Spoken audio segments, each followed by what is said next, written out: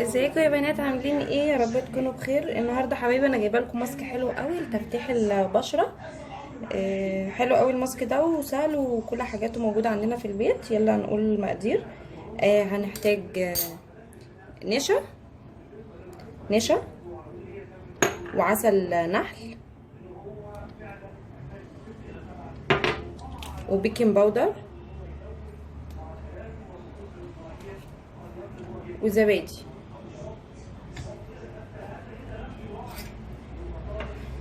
يلا هجيب كده البولة دي، هحط فيها معلقتين نشا، ممكن تكتري حسب ما انت عايزة، وهحط البيكنج باودر، هحط معلقتين كبار،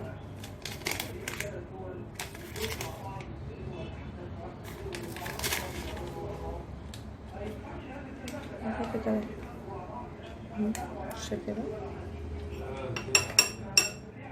هحط معلقتين زبادي،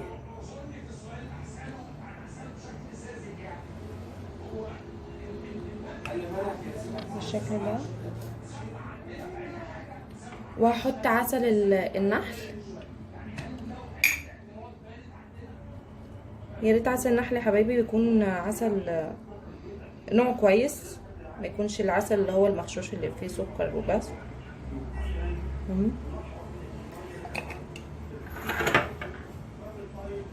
هقلب كل المكونات دي بقى مع بعض كده.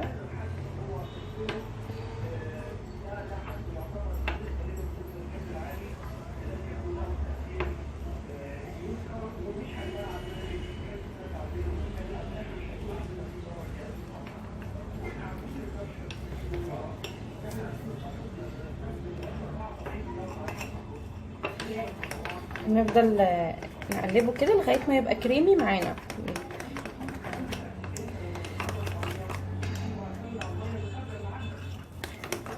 طبعا الماسك ده احنا بنغسل بشرتنا الاول، وبعدين نحطه على بشرتنا لغايه ما البشر ينشف، لغايه ما الماسك ينشف في بشرتنا. بعدين بنبتدي نغسله يعني ساعه كده، نسيبه ساعه ولسبتوه اكتر برضو مفيش مشكله، لانها دي كلها مواد طبيعيه.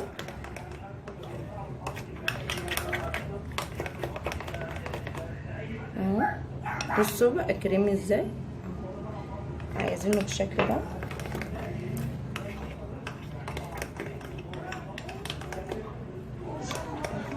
خلاص انا هجربه قدامكم على ايدي. هجيب ايدي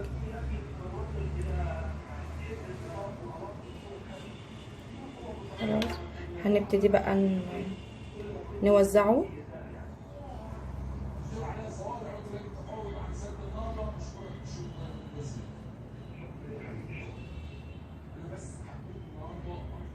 خلاص انا هسيبه على ايدي يا حبايبي لغايه ما ينشف، وبعدين هنغسله بقى.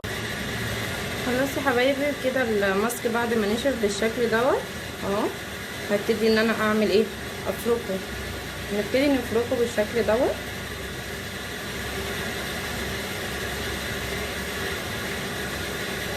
نفركه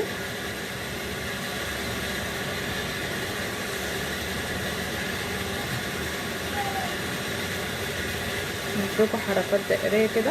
خلاص يا حبايبي انا هغسله بقى وارجع له.